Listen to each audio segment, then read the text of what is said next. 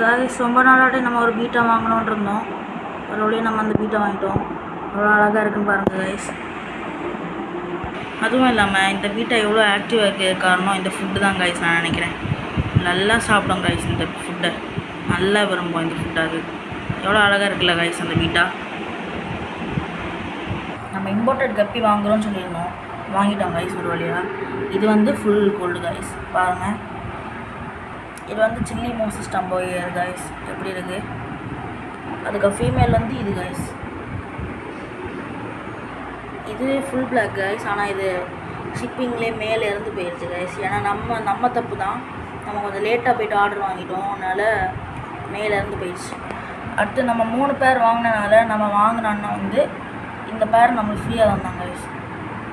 இது எதுவும் தெரியல, வயிற்றில் குட்டி தெரியும் காய்ஸ். அந்த கப்பி காய்ஸ் நம்ம ஆள் வந்த நாளே வேலையை காட்டிட்டாங்க கைஸ். இங்கே பாருங்கள் கைஸ், தெரியுதான்னு தெரியல, குட்டி ஓடுதில்ல கைஸ். இந்த குட்டி யாருக்கு குட்டி தெரியுமா? நம்ம கோல்டு கப்பிக்கு குட்டி கைஸ். அழகாக இருக்குல்ல. இது அதுக்கு ஷேடோ கைஸ் அடியில் தெரிகிறது. நான் நாளை வார வீடியோவில் உங்களுக்கு ஒழுங்காக எடுத்து காட்டுறேன். மொத்தமாக